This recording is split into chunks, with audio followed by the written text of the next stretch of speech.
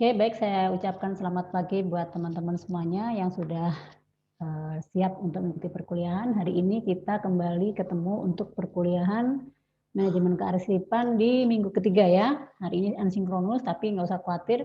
Asinkronus juga saya nggak akan menghabiskan waktu 3 SKS karena sisanya adalah latihan. Ya, saya hanya menjelaskan secara umum terkait dengan intinya saja ya. Saya absen dulu. Yang belum absen di e-kampus mohon segera absen. Tugas-tugasnya yang merasa belum silakan diupload karena itu langsung terrekam, terrecord di e-kampus supaya kita langsung bisa menilainya ya. Oke, ini yang datang 11. Totali 12 atau 11 ya, Mbak? Kalau hadir semua. Totalnya ada 11 atau 12? Ingat nggak berapa? Nggak tahu ya. Sama temannya nggak tahu ini semuanya jumlahnya berapa.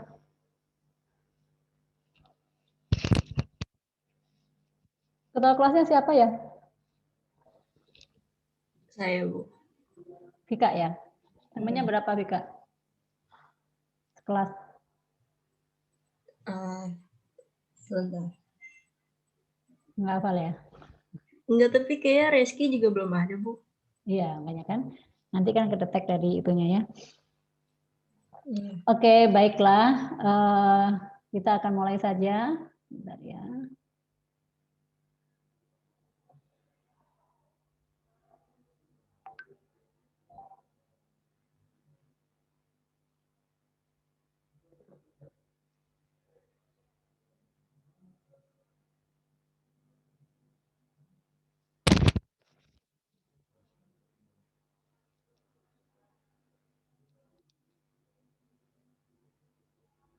Saya tampilkan slide-nya dulu ya.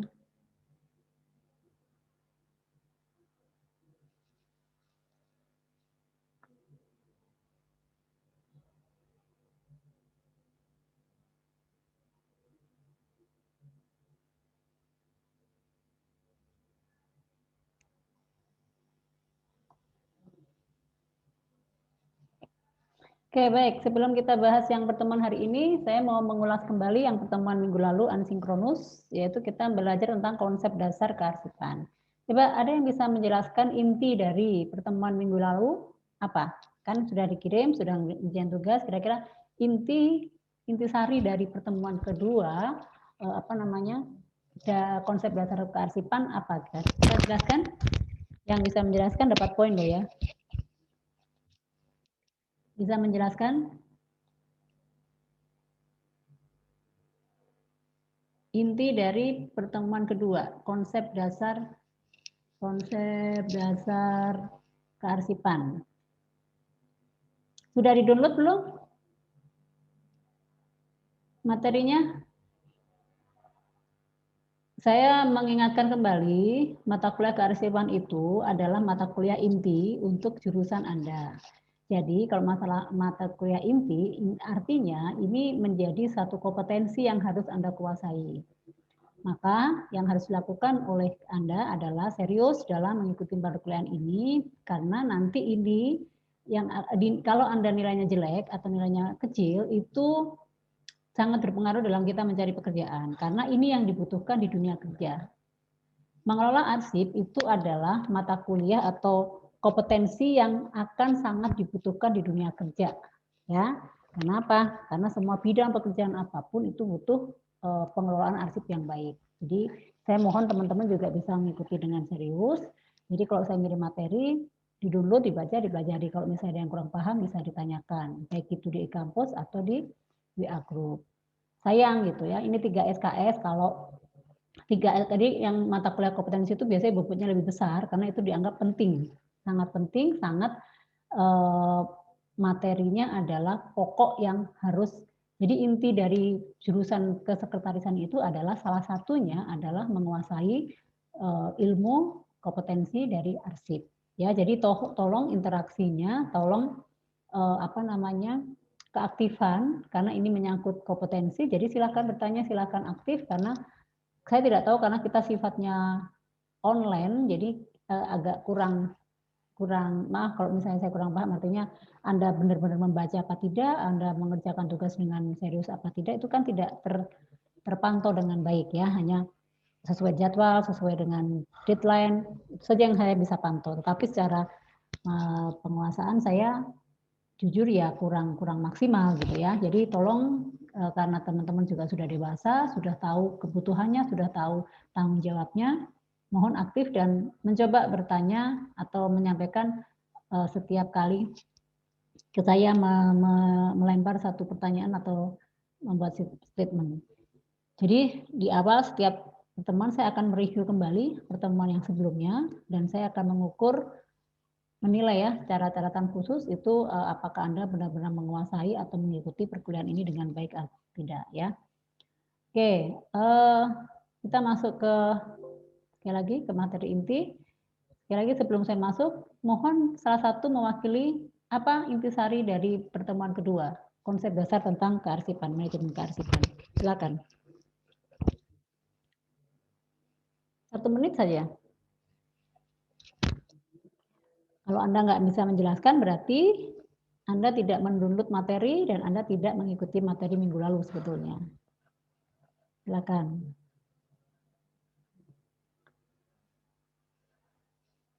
Silakan. Dari Dita mungkin. Apa Dita? Intisari dari di sini nggak ada yang salah dan benar ya. Intinya kita sama-sama belajar. Jadi tidak, oh jawaban kamu salah, ini nggak benar nggak. Tapi intinya saling menyempurnakan. Silakan Dita. Apa intisari dari manajemen konsep dasar manajemen kearsipan yang sudah kita pelajari minggu lalu? Jadi manajemen kearsipan ini kan adalah sebuah kegiatan di mana sangat dibutuhkan oleh perusahaan manapun, lembaga manapun, organisasi manapun yang kegiatan ini menyimpan sebuah dokumen atau warkat yang sangat penting yang suatu saat bisa dibutuhkan kembali oleh organisasi tersebut. Yeah. Nah, dari arsip ini kan ada banyak jenisnya. Jadi penting banget untuk sebuah organisasi, perusahaan atau pemerintah pun harus mulai mengetahui nih sistem apa yang harus digunakan gitu. Karena dengan begitu ketika ada suatu perkembangan dalam kearsipan gitu, jadinya tuh nggak perlu dirubah-rubah lagi gitu sistem kearsipannya gitu. Jadi ciri-ciri arsip yang baik itu pertama dia harus fleksibel, yang dimana benar-benar harus bisa menyesuaikan dengan segala perkembangannya, lalu dalam pelaksanaannya itu mudah dilaksanakan, lalu mudah dimengerti, terus juga kita harus mempertimbangkan biayanya juga supaya nggak boros gitu loh, jadi kayak efisien dalam hal ekonominya kan, lalu juga penempatan ruangnya juga kita harus memperhatikan, gitu aja Bu. Ya, oke. Bagus. Ada yang mau menyempurnakan? Kemarin kita juga sudah belajar jenis-jenis arsipnya apa saja ya, pembagian atau klasifikasi arsipnya apa saja. Coba bisa jelaskan nggak klasifikasi arsip itu dibedakan berdasarkan apa saja? Masih ingat nggak? Berdasarkan asas sentralisasi, iya gitu bukan Bu? Bukan, yang ada beberapa itu. Ada ini, ada itu, ada beberapa. Masih ingat nggak? Saya kasih clue dari subjek. Nah, ada berdasarkan klasifikasinya berdasarkan subjek, apalagi coba. Ada banyak itu, ada beberapa. Masih ingat nggak? Berdasarkan subjek, bentuk, nilai kegunaan, apalagi kepentingannya, frekuensi, itu aja Bu ingatnya. Oke, nggak apa-apa. Yang lain nanti menyempurnakan. Nah, nanti baru jenis-jenis arsip dibedakan menjadi arsip apa saja, gitu. Oke, baik. Kita lanjut saja ke pertemuan 3, tapi minta tolong teman-teman mohon dipelajari ya, karena memang belajar arsip ini agak lumayan perlu ekstra, karena memang yang saya sampaikan di pertemuan sebelumnya bahwa kalau perusahaan itu tidak memiliki orang yang menguasai arsip, mereka harus sekolah dalam arti kursus ya, kursus atau semacam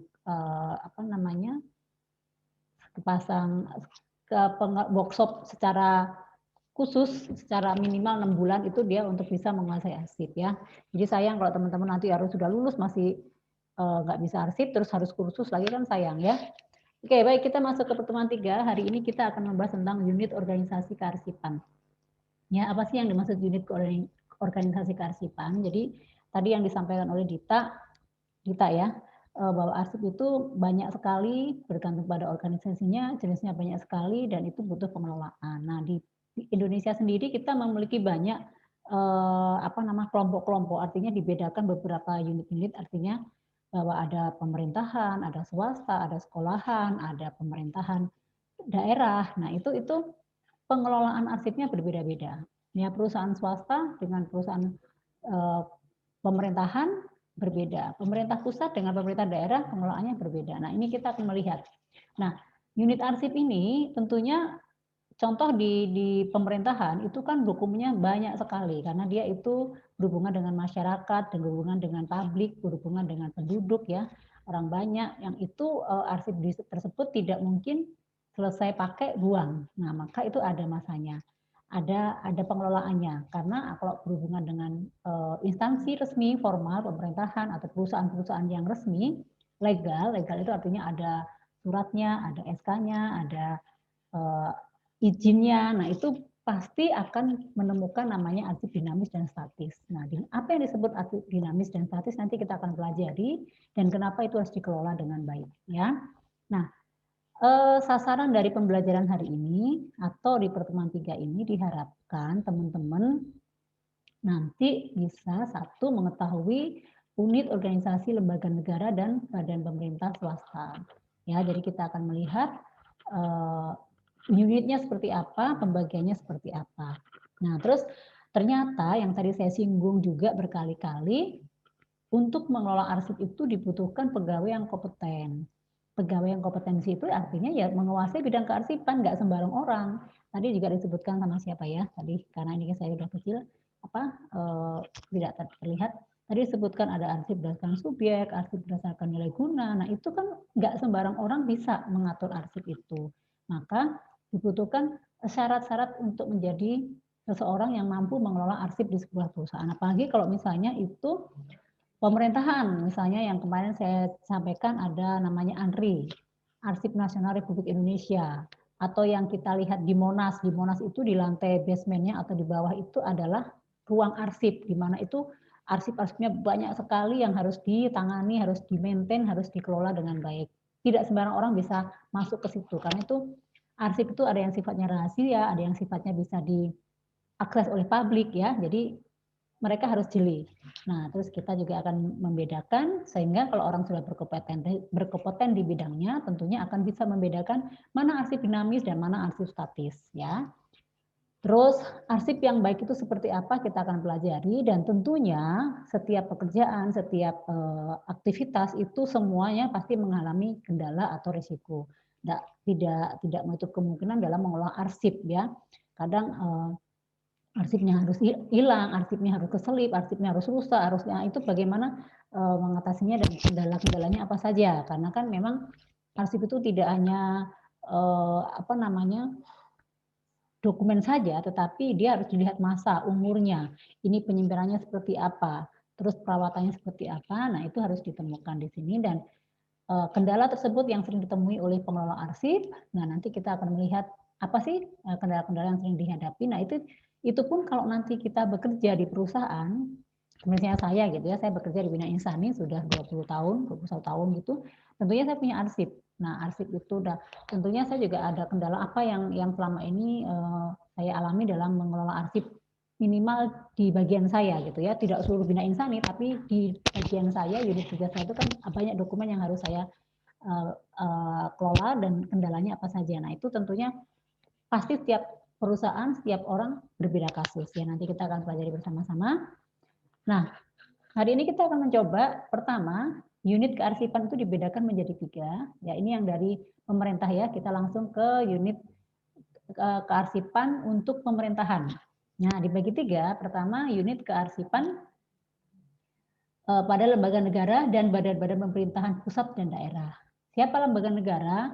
Ya bisa kepresidenan, kementerian, dinas-dinas, terus badan-badan, misalnya BIN, Badan Keuangan, terus misalnya OJK, itu adalah badan-badan pemerintahan ya yang dikelola oleh negara.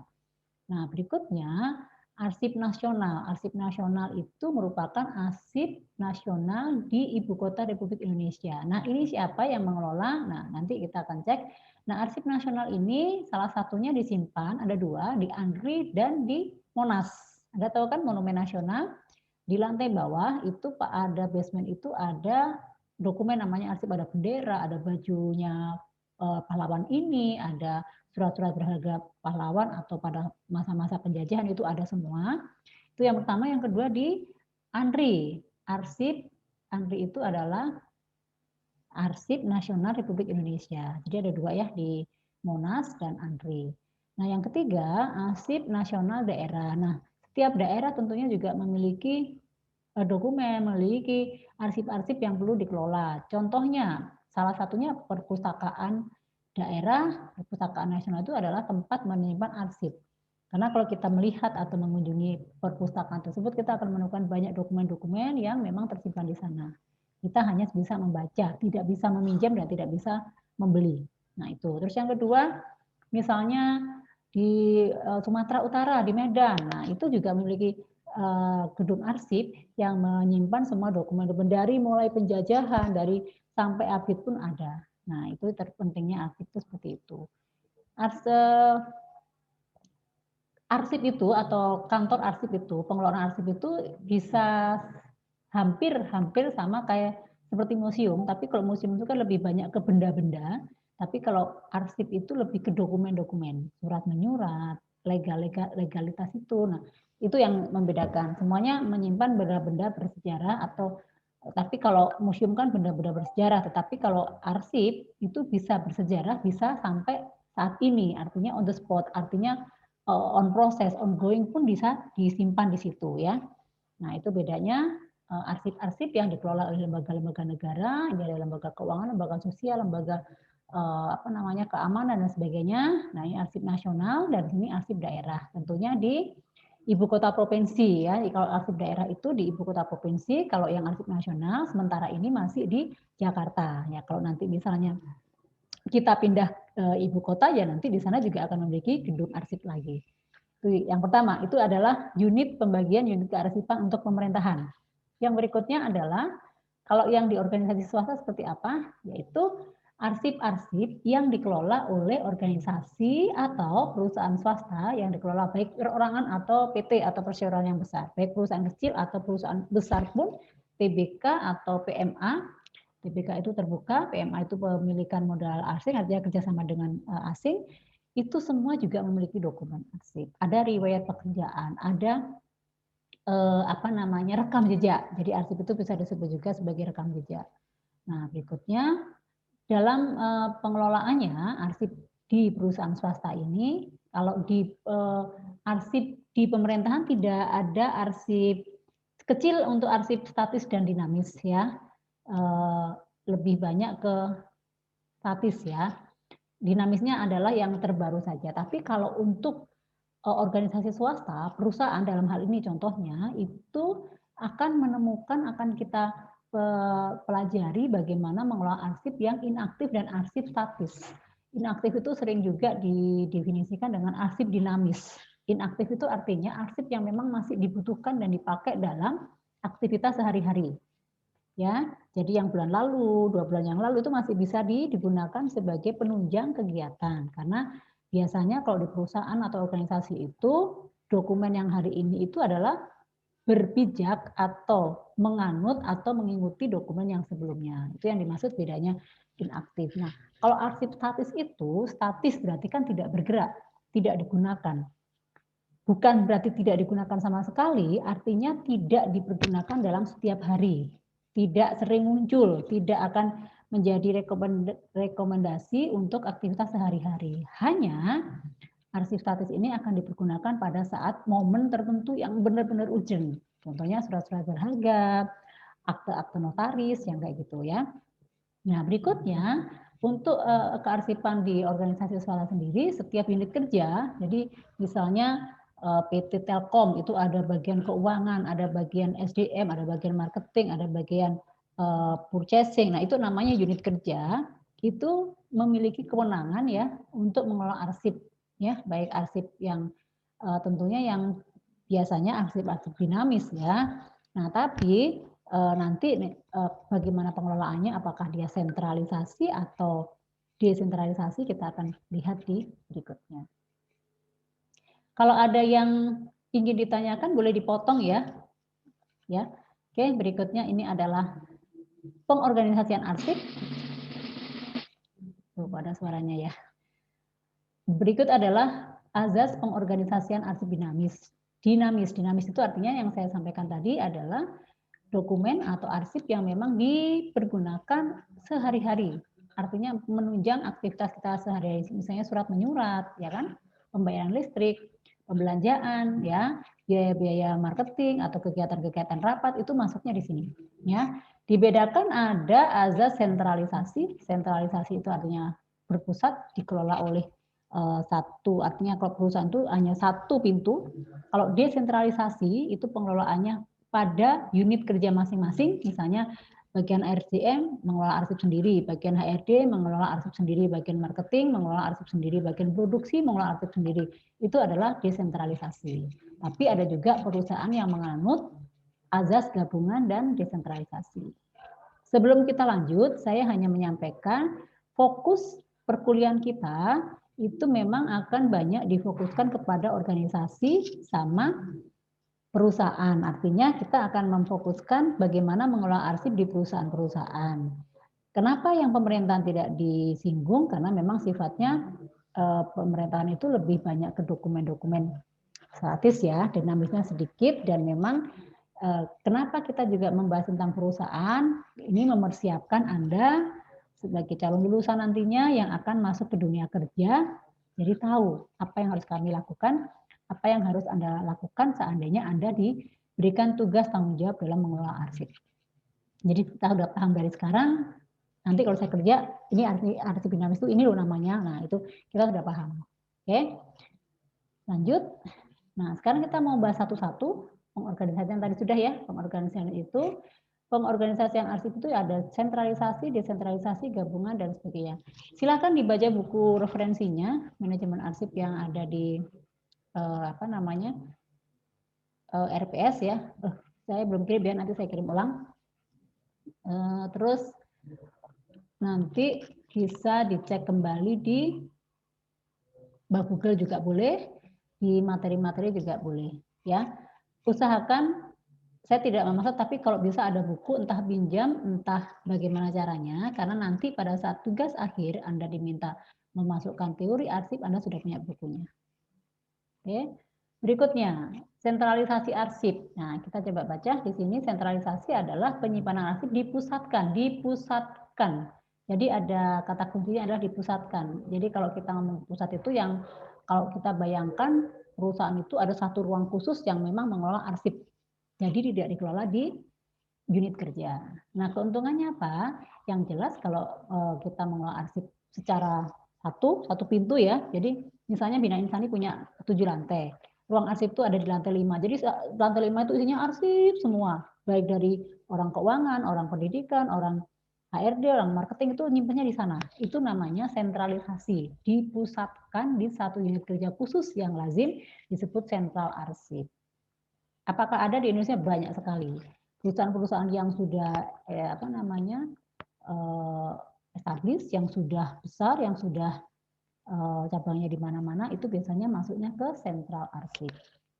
Nah, keuntungannya ya jelas memiliki ruang dan peralatannya satu, jadi tidak dikelola oleh satu unit, jadi nggak perlu setiap ruangan atau setiap bagian mengelola sendiri-sendiri. Itu menghemat ruangan dan menghemat peralatan. Yang kedua, petugasnya fokus yang tadi saya singgung atau kita sudah sempat sampaikan di awal bahwa butuh kompetensi orang untuk mengelola arsip. Nah, jadi hanya ada satu tugas yang fokus kerjanya mengelola arsip. Jadi tidak sembarang orang bisa mengelola arsip dengan baik kalau tidak memiliki keahlian. Terus sistemnya penyimpanannya seragam ya. Jadi kalau kemarin kita tunjukkan bagaimana rak-rak yang warna hijau, semua kuning, semua tertata rapi itu karena biasanya itu sudah menerapkan sistem penyimpanan arsip secara sentralisasi. Gitu ya. Nah, kerugiannya apa? Kerugiannya yang jelas karena dokumennya banyak, ya cocoknya hanya untuk perusahaan kecil kalau sentralisasi ya. Kalau perusahaan besar ya jarang ya. Biasanya mereka sudah pakai cloud yang elektronik ya, digital. Tidak semua jenis arsip dapat disimpan dengan satu sistem. Ya, ada dokumen-dokumen yang memang tidak bisa disamaratakan karena apa? Karena masih butuh insecure, butuh keamanan, butuh tempat yang tidak sembarang orang bisa lihat ya itu. Jadi tidak semua arsip bisa disimpan dalam satu sistem. Bila unit kerja memerlukan arsip sulit. Nah, ini kelemahannya gitu. Jadi misalnya saya di lantai 2, terus harus naik-naik ambil dokumen di lantai 5. Terus juga gitu nanti harus ketemu petugasnya, harus mencatat apa-apa dan sebagainya, itu kan ribet ya, itu kelemahannya. Sementara kalau saya misalnya menganut desentralisasi, artinya dokumen itu saya simpan di ruangan saya, waktu saya butuh sudah siap gitu. Jadi saya nggak perlu harus kontak dulu, harus ngisi form dulu, harus ke lantai 5, harus mencari dulu, harus berhubungan dengan itu, tidak. Nah, jadi saya bisa mencari dokumen yang sesuai dengan unit kerja saya kapan saja bisa, itu kalau desentralisasi ya. Jadi ternyata kelemahannya di sini, keuntungannya di sini. Lanjut. Nah, kalau desentralisasi, di sini desentralisasi adalah arsip yang disesuaikan dengan kebutuhan masing-masing ya. Jadi dikelola unit kerja. Nah, cuman kelemahannya atau kerugiannya jadi akan tersebar karena apa? Unit kerjanya banyak, otomatis ya semua nyimpan sendiri dengan cara mereka masing-masing. Karena saya juga menjamin atau yakin bahwa kalau perusahaan menyimpan secara desentralisasi itu keahlian, kompetensi orang yang mengelola arsip itu ya jelas tidak sama, tidak standar, suka-suka dia. Jadi karena yang penting saya ketemu dokumen yang saya cari dan memudahkan saya, ya suka-suka saya menyimpannya. Ada pendapat seperti itu dalam tanda kutip ya, artinya contoh misalnya saya bisa arsip, saya bisa menata arsip dengan baik, belum tentu unit kerja yang lain bisa menyimpan arsip sesuai dengan seperti saya, karena saya tidak memiliki kompetensi yang dia miliki. Itu salah satunya. Terus yang kedua, jadi peralatannya double ya. Jadi saya harus butuh lemari arsip, saya harus butuh opener, saya butuh laci dan sebagainya. Itu masing-masing unit harus disiapkan. Kalau misalnya disentralkan kan tidak butuh rak aja jadi satu, disekat-sekat dan itu bisa diatur. Ya. Terus nah ini kerugiannya ya perlu penataran bagi bagian kearsipan. Jadi perlu pelatihan lagi, biayanya jadi besar. Jadi misalnya unit keuangan dilatih untuk arsip, mengelola arsip. SDM dilatih mengelola arsip, bagian marketing dilatih. Jadi semuanya harus diberikan pelatihan mengelola arsip, tapi kan tidak semua perusahaan mampu memberi dananya untuk menyelokolakan atau memberikan penataran atau pelatihan kearsipan. Itu yang menjadi kerugian. Jadi kelemahannya atau pemborosan juga ya untuk biaya di perusahaan seperti itu. Nah, pemusnahannya juga dilakukan suka-suka. Jadi kalau ada data yang hilang dan sebagainya, yang menjadi tanggung jawab dari unit tersebut. Berikutnya adalah, nah ini yang gabungan. Kalau gabungan itu ya ada dokumen-dokumen yang memang harus disimpan di pusat, ada dokumen-dokumen yang harus disimpan di unit kerja masing-masing. Biasanya yang di unit kerja masing-masing itu adalah dokumen-dokumen yang sangat rahasia, sangat rutin, yang sangat secure. Jadi mereka simpan di unit kerja, tapi yang umum disimpan di pusat. Jadi menggunakan dua kombinasi, sentralisasi dan desentralisasi. Nah, kedua masalah yang sering dihadapi kearsipan yaitu selalu kalau namanya arsip tidak memiliki yang mengelola tidak memiliki keahlian, tentunya akan mengalami kesulitan dalam menemukan dokumen. Jadi kesulitnya menemukan dokumen kembali. Yang berikutnya, kalau hilang arsip, ya kalau hilangnya arsip karena penyimpanan yang kurang baik. Jadi yang tadi saya sampaikan, kalau kita tidak memiliki keahlian dalam bidang arsip, kemungkinan dokumen hilang itu bisa terjadi. Karena mereka tidak paham bagaimana harus menyimpan, bagaimana umur dari arsip itu, ya kadang akan hilang atau rusak dan mereka tidak tahu harus seperti apa. Pencatatannya tidak jelas, ya kan? Terus tempat yang tidak mencukupi, ya kalau kita ingin mengelola arsip yang baik, ya tentunya harus butuh ruangan. Terus peralatan, ini yang sering kali terjadi, itu lemari arsip. Terus tata kerja kearsipan yang tidak mengikuti perkembangan. Nah, nomor poin kelima ini karena apa? Tidak adanya kompetensi dalam mengelola arsip yang benar. Tata kerja kearsipan yang tidak mengikuti perkembangan. Artinya dia menyimpan ya tidak sesuai dengan update. Sekarang itu menyimpan arsip seperti ini. Caranya seperti ini itu tidak paham ya. Terus, nah ini yang tadi ya. Dalam mengelola arsip itu kan butuh seorang yang memiliki kompetensi yang handal. Tapi kadang karena kalau misalnya arsip itu dikelola secara sentralisasi, berpusat satu unit tertentu atau di unit arsip khusus, itu memang butuh kesabaran dari pegawai arsip. Karena pegawai arsip itu kan kerjanya banyak, selain menemukan, menata kembali, mencatat kembali, nggak boleh ada dokumen pun yang hilang. Sementara karyawan atau penggunanya itu kan suka-suka aja, minta data ini, minta data ini. Nah itu yang harus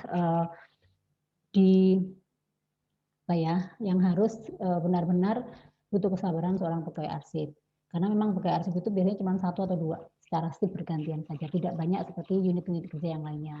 Contoh misalnya saya punya anak buah, hanya punya tim staff 5 gitu, tapi kalau arsip tidak bisa. 1 atau 2 sudah maksimal. Ya, berikutnya. Ciri kearsipan yang baik, 1 ya pasti sistemnya mudah dilaksanakan ya. Jadi yang dimaksud mudah dilaksanakan itu adalah di mana arsip itu bisa dikelola dengan baik, tidak menyulitkan orang yang akan mencari, ya kan? Terus dan memang sistemnya disepakati oleh perusahaan. Jadi perusahaan itu menentukan sistemnya seperti apa, mau sistem subjek atau sistem nilai guna atau sistem itu ditentukan, distandarkan oleh perusahaan. Jadi semuanya memerlukan standarisasi yang sesuai dengan kebutuhan. Terus mudah dimengerti cara menyimpannya, jadi siapapun yang mencari atau membutuhkan arsip itu tidak mengalami kesulitan, diusahakan dengan menekan biaya, ya, terus tidak memakan tempat. Jadi arsip itu juga perlu gimana yang simpel tapi tidak butuh tempat yang banyak, mudah dicapai. Artinya mudah dicapai itu yang tadi saya bilang, kita kerja di lantai 1 tapi nyari arsipnya di lantai 5 itu kan artinya sulit dicapai, ya kan, harus naik dulu dan sebagainya. Sekali lagi tadi yang nomor 1 itu cocok bagi keorganisasi itu adalah hampir sama, fleksibel, ya, dapat mencegah kerusakan dan kehilangan dan mempermudah pengawasan, gitu ya. Berikutnya pegawai kearsipan di sini, ya. Jadi jumlah pegawai itu yang tadi saya bilang tidak perlu banyak, sedikit saja karena memang dilihat dari besar kecilnya satu organisasi, ya kan. Terus kita menggunakan sistem yang sentralisasi. Tentunya pegawai arsip ini diperuntukkan adalah sentralisasi dan gabungan ini, ya. Pengorganisasian yang kalau misalnya desentralisasi nggak perlu karena kan dilakukan oleh masing-masing unit kerja. Kalau yang pegawai ini berarti biasanya yang menggunakan sistem sentralisasi atau yang gabungan sentralisasi dan unit desentralisasi. Karena yang desentral harus ada pengelolanya khusus. Syaratnya seperti apa? Ya butuh orang yang ketelitian, kecerdasan, kecepatan, dan kerapian. Ini yang secara umum ya, tetapi kompetensi yang utama adalah memiliki keahlian di bidang kearsipan. Berikutnya, kalau menurut Patterson ada 6 syaratnya, lulus sekolah menengah, dalam arti itu menengah atas ya ini ya, bukan SMP, minimal sekolah menengah atas, tapi sekarang sepertinya harus diploma ya, kearsipan itu. Terus memahami alfabet karena kita nanti akan belajar sistem kearsipan itu kan berdasarkan abjad, berdasarkan tanggal, berdasarkan itu. Jadi dia harus menguasai alfabet karena biasanya dia judulnya misalnya karya Li Kuang-gi, oh berarti Gi, dia langsung hurufnya Gi. Jadi cepat seperti itu, memiliki kecermatan. Terus misalnya nyari buku yang Sudarmayati, terus cari buku yang Triansa, nah itu mereka cepat hurufnya apa itu nggak butuh waktu yang lama, langsung karena sudah apa ya istilahnya khatam ya, sudah menguasai, sudah jeli dan teliti. Terus harus cermat juga, tertarik pada perincian yang kecil karena arsip itu harus detail. Terus sifat sebagai karyawan yang tepat. Jadi kalau orang pengelola arsip harus gesit, cepat ya. Kalau kita lihat di perpustakaan itu salah satunya proses kegiatan mengarsip. Kalau Anda pinjem misalnya kita nggak online, misalnya Anda pinjam buku kan Anda cuman sebutin buku ini langsung ditarik tetap ini Mbak gitu kan sama Mbak Ana atau Mas Syahid itu kan disampaikan ini bukunya diklik dulu. Nah, itu adalah mereka memang sudah terbiasa mengolah arsip dengan baik. Terus tentunya arsip ini dikelola dengan baik, ya banyak pertimbangan ya supaya dokumen itu bisa terkelola dengan baik, karena ini sangat menunjang kebutuhan pekerjaan kita sehari-hari di organisasi. Menciptakan arsip, ya, menciptakan arsip itu, arsip itu kan tidak ujuk-ujuk ada, tapi ada proses namanya penciptaan. Penciptaan arsip itu adalah mencipta, artinya pihak yang melakukan kurasi atau membuat sebuah dokumen, ya kan? Jadi pencipta arsip itu adalah pihak-pihak yang memang punya tanggung jawab dan punya wewenang dalam membuat suatu dokumen, ya. Terus yang kedua adalah unit pengolah. Pengolah adalah satuan kerja pada pencipta arsip. Artinya, jadi gini, yang dimaksud pencipta arsip itu anggaplah kepala bagian. Kepala bagian menugaskan kepada staf, kepada anak buahnya, coba bikin surat, bikin draft, coba bikin proposal. Nah, jadi yang pencipta adalah kepala bagian, pengolahnya adalah satuan pada pencipta arsip yang ditugaskan mengolah. Coba bagian keuangan, tolong ini dicek jumlah pengeluarannya. Nah, sementara itu adalah pengolah, tapi yang menyampaikan, minta tolong dicek dokumen ini, minta tolong disiapkan laporan ini, itu adalah pencipta arsip. Ya. Unit kearsipan adalah satuan kerja pada pencipta arsip yang mempunyai tugas dalam penyelenggaraan arsip. Penyelenggaraan itu ya adalah pinjam-meminjam dokumen. Ya, paham ya, pencipta itu siapa, pengolah itu siapa? Pengolah itu artinya kan yang melaksanakan. Ya, melaksanakan, mengolah semua arsip yang berkaitan dengan penciptaan arsip di lingkungannya. Nah, ini yang perlu dipahami. Jadi dokumen itu awalnya dari ada yang memiliki ide atau menugaskan, ada yang melaksanakan atau mengerjakan, dan yang ketiga adalah unit yang mengelola, menyimpan, atau ada transaksi keluar masuk atau pinjam meminjam adalah unit kearsipan. Nah, sekarang pengelolaan arsip. Pengelolaan arsip. Satu, ya, arsip itu dibedakan ada arsip dinamis dan arsip statis. Arsip dinamis itu seperti arsip vital, arsip aktif, dan arsip inaktif.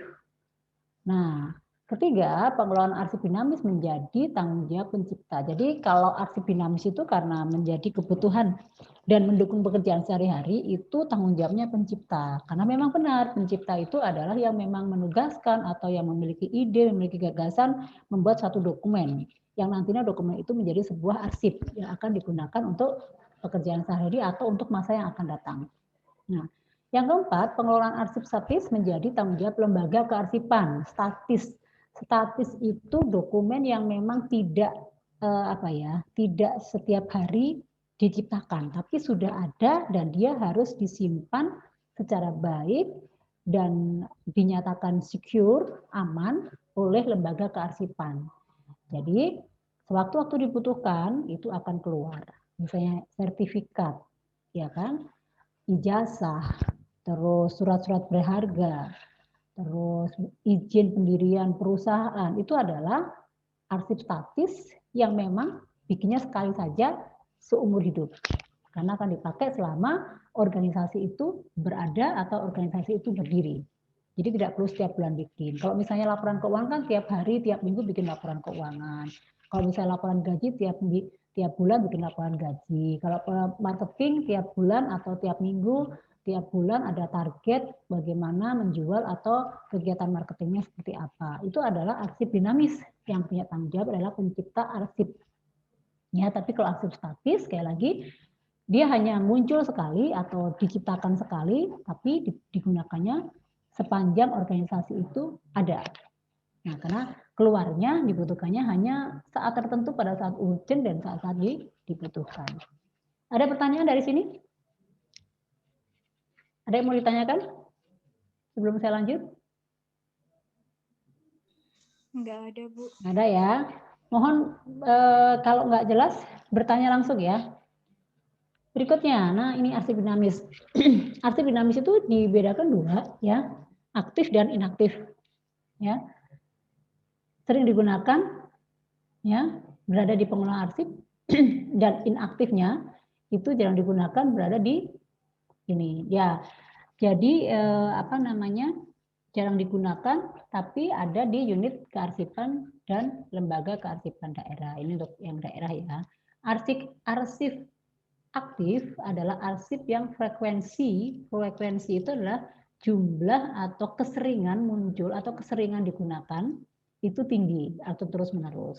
Kalau arsip inaktif adalah arsip yang frekuensinya itu mulai menurun. Jadi gini, kalau misalnya ya data mahasiswa itu kan kalau D3 kan umurnya 3 tahun. Pada saat tahun pertama misalnya sekarang kan Bina Insani memiliki angkatan 2020. Itu adalah data yang akan sering muncul. Nah, itu disebut aktif. Terus bagaimana dengan angkatan 2016, 2017? Itu termasuk yang inaktif. Ya, yang 2016 kan harusnya sudah selesai kan, sudah lulus kan, berarti inaktif. Dia akan frekuensinya akan menurun karena sudah tidak berhubungan dengan kegiatan sehari-hari karena sudah menunggu wisuda. Itu namanya inaktif. Dan umur aktifnya berapa? Nanti setelah 3 sampai 5 tahun setelah dinyatakan lulus semua baru bisa itu masuk ke aktif statis atau boleh dimusnahkan. Nah, selama si mahasiswa itu aktif di Bina Insani, dia tidak boleh dihilangkan, tidak boleh dihapus. Itu namanya arsip aktif. Ya. Berikutnya, nah arsip aktif ini ada penjelasannya, nanti silakan dibaca sendiri ya. Arsip aktif itu apa, inaktif itu apa, vital itu apa, nanti silakan dibaca kembali, ya kan? Nah ini juga ada pembagiannya, golongannya, ya. Vital itu, nah ini vital itu artinya abadi, tidak bisa dimusnahkan, ya. Pendirian perusahaan, akta tanah, keputusan ini dan sebagainya. Ya, penggolongan arsip seperti itu. Penting itu misalnya SPJ, surat perjanjian, SPJ itu kan laporan-laporan itu ya, ini umurnya segini. Ada perusahaan yang menggunakan 5 tahun umurnya, ya, ada yang sesuai keperluan, ada yang di atas 5 tahun, ada yang kalau umur arsip yang itu sampai 25 tahun, ya kan, sesuai keperluan dan sampai di atas 25 tahun. Ya kan? Terus kegunaannya, penggolongan arsip berdasarkan penggunaannya adalah laporan tahunan, ya. Ini ada contohnya. Mana yang sering digunakan dan mana yang tidak akan digunakan. Ya, ini namanya statis ya. Yang nomor 1 ini statis karena dia sifatnya abadi. Yang tidak berguna, nah ini kalau surat-surat undangan, surat-surat apa namanya edaran, itu memang biasanya kan nggak langsung dibuang. Biasanya maksimal 1 bulan baru bisa dibuang. Nah, kalau yang lainnya ini, kalau vital itu bisa dibilang statis ini adalah abadi yang tidak ada masa disimpan. Artinya selamanya ya tetap berlaku. Tapi yang penting berguna ini adalah ada masa-masanya, ya. Itu yang dimaksud dengan statis dan aktif dan inaktif. Ini adalah pengelompokannya. Pengelolaan arsip dinamik seperti ini ada pengorganisasian, prosedur, tata naskah, klasifikasi dan tata simpan, penyusutan, mikrofilmatasi, komputerisasi, dan standarisasi sarana. Nah, ini nanti kita akan bahas di pertemuan selanjutnya. Apa itu pengorganisasiannya? Tadi sudah disinggung, prosedurnya seperti apa, tata naskahnya seperti apa, klasifikasinya seperti apa, itu akan kita bahas di pertemuan-pertemuan selanjutnya. Ini adalah sistem pengelolaan kearsipan dinamis. Berikutnya, pengelolaan arsip aktif.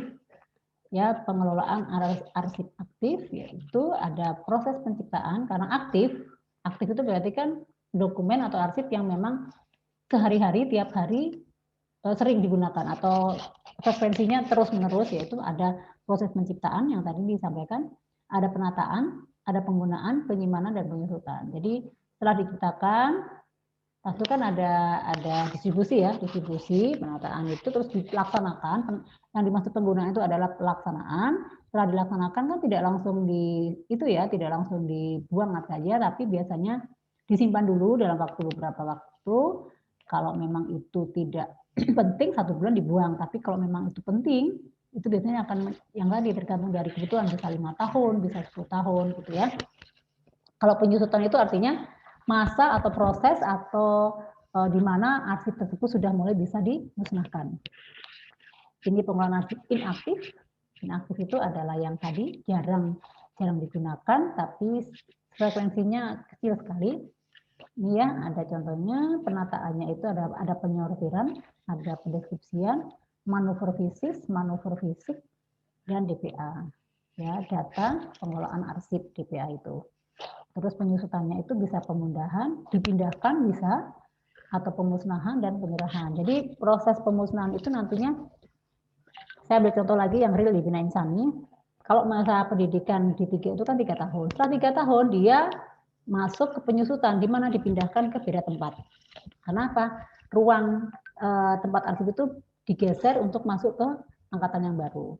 Nah, setelah dipindah 5 tahun berikutnya, karena sudah dianggap lulus semua, itu baru proses pemusnahan boleh. Mau dibakar, mau dibubur, mau dirajam, itu boleh. Nanti kita akan belajar pemusnahan arsip itu di pertemuan yang sekian, bagaimana cara memusnahkan arsip seperti apa. Ada dirajam, dibubur, dibakar, dan sebagainya. Ini adalah, nah ini kriteria sistem kearsipan. Mbak, nanti silakan juga cari di referensi buku-bukunya.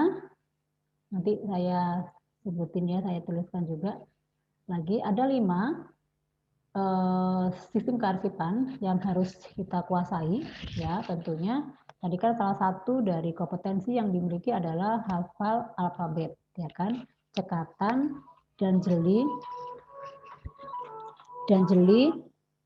Nah, itu yang dimaksud jeli itu gesit. Kita tahu begitu orang ngomong tempat dia harus cari kemana. Begitu orang ngomong judul dia harus cari kemana. Itu kan ketelitian dan kejelian.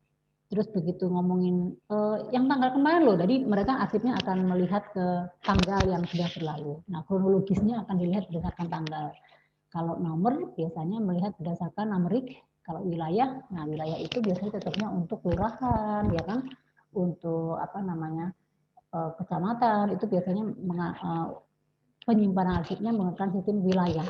Jadi misalnya Bekasi itu memiliki berapa wilayah, berapa apa namanya kelurahan. Nah itu dia akan pisah kelurahan. Dari kelurahan itu dipisah lagi per RW. Jadi penanganannya itu berdasarkan wilayah seperti itu. Kalau subjek itu judul ya. Subjek itu biasanya terkait dengan judul. Judulnya undangan, proposal, laporan keuangan, nah seperti itu. Nah, ini adalah, nanti bisa dibaca teman-teman. Kearsipan sistem abjad itu apa? Kearsipan sistem subjek itu apa? Ya kan? Terus berikutnya adalah kearsipan sistem wilayah. Ya, tadi saya singgung. Silakan dibaca kembali. Dan berikutnya kearsipan sistem nomor. Dan yang terakhir adalah kearsipan sistem tunggal. Dari sini ada yang mau ditanyakan? Apakah ada yang ditanyakan?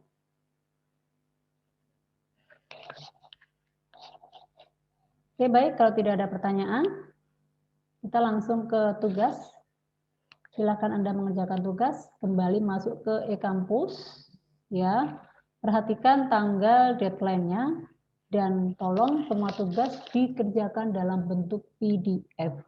PDF jangan dikirim menggunakan Drive, tapi dikirim dikompres ke e-kampus. Ya, sesuai dengan due date atau jatuh tempo atau tanggal terakhirnya kapan, silakan diperhatikan dari e-kampus. Baik, saya rasa pertemuan hari ini saya mengulas atau memberikan gambaran umumnya seperti itu. Untuk detail, untuk contoh-contohnya, Mbak-mbak silakan mencari contoh atau implementasi yang sudah terlaksana di organisasi supaya bisa mengerjakan tugas. Jadi tugas tersebut kalau misalnya ada contohnya lebih menyempurnakan dan itu akan membantu poin juga. Oke? Ada yang mau ditanyakan sampai di sini?